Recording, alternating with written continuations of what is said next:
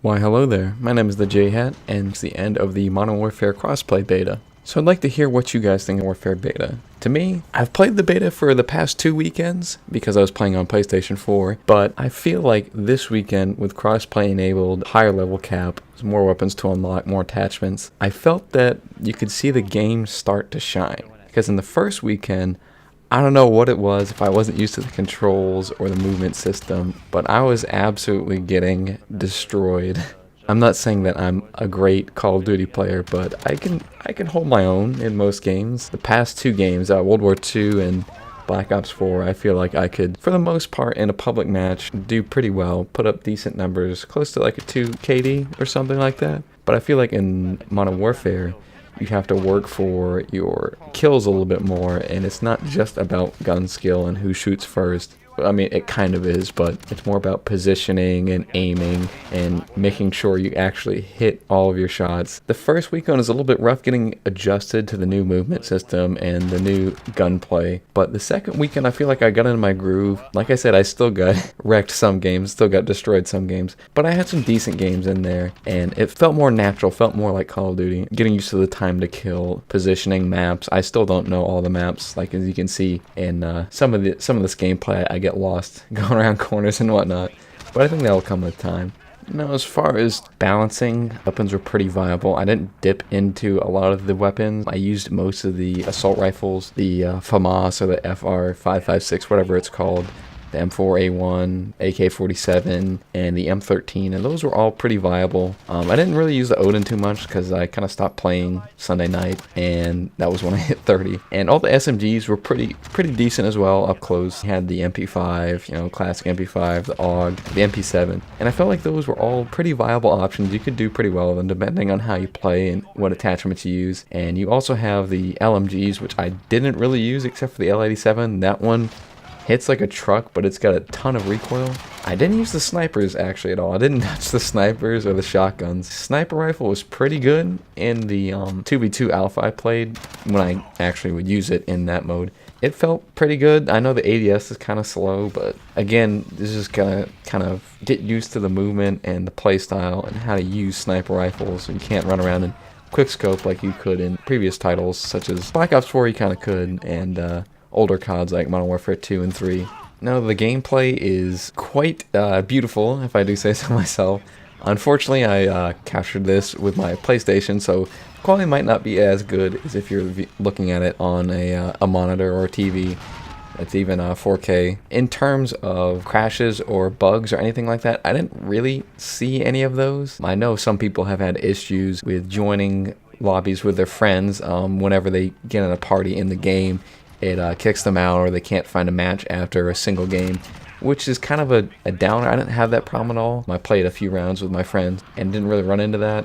Maybe that's a problem with crossplay, I'm not really sure, but maybe you guys can let me know in the comments if you had any problems like that.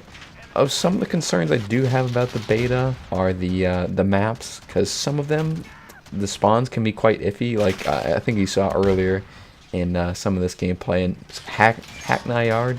I'm probably butchering it. I believe it's in England, isn't it? Kind of like warehouse, dockyard place. There were some spawns I had on that map that were quite bad. People spawning, like looking at me and shooting me in the back and stuff.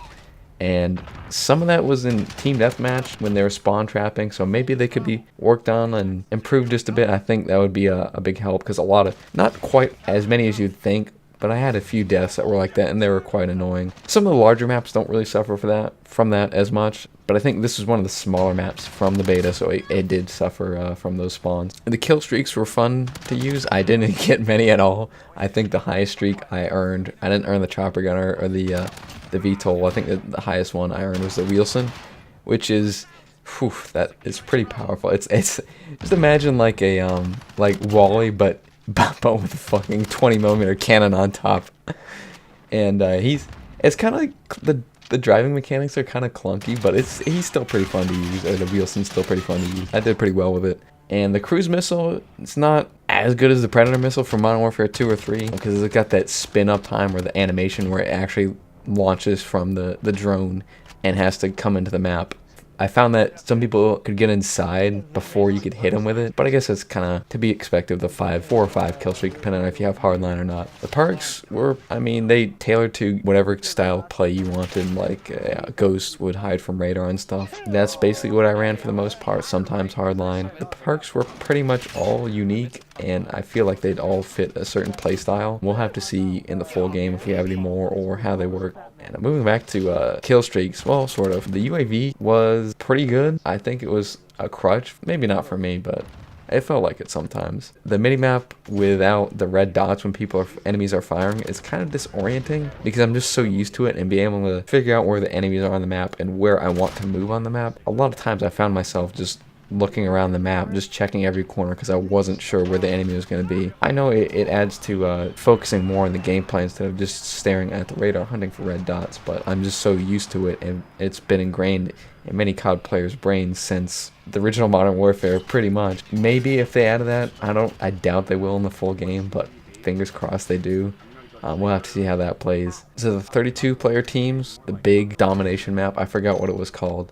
That was pretty fun as well. The matches are pretty long in that, obviously, because you want to make it so where people can actually do things and get kills and cap objectives and make it last a little bit longer because there's so many people in there. But I had a lot of fun with that. I went on some pretty good tears with the FAMAS going in the back of enemy spawns, but unfortunately lost that game. It was like, I think it was 250 to like 230 something. It was really close. I probably could have gone the objective more. That brings me to, I'm just kind of rambling at this point, and I say something, and I'm like, oh, I want to say this now. But another thing, I think kill streaks are good, but people do camp quite a bit when they're on a streak, which I understand. You don't want to die and lose your streak, but I feel like people just camp and they don't stand the objectives anymore. They just hold choke points. Technically, Call of Duty is about holding choke points and pushing and how to get people out of those power positions, but to me, it doesn't really reward you for playing objectively. Like capping the B flag in Dom, like it's usually the most vulnerable spot on the entire map. There's several sightlines to get shot from, and to cap it without a smoke grenade or a stun or a flash or something like that, a tactical grenade, is quite difficult. And if the enemy team is competent and actually pay attention to the flag, then they can kill you quite easily on that. So I think adding score streaks would be beneficial for me. I know people do just run and cap flags like crazy sometimes to get score streaks, but I feel like it would reward you for objective play. And I mean, it doesn't have to be that much.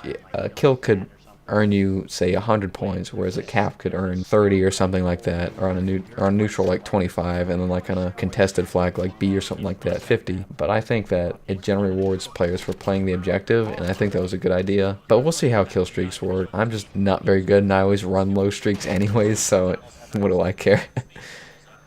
But yeah, I think that about does it. If you enjoyed the video, I'd appreciate a like, and if you want to see more Modern Warfare commentaries or gameplays in the future, then be sure to subscribe. And none of that, I will catch you all in the next one. Oh, bro, I can't be stopped! Oh my god!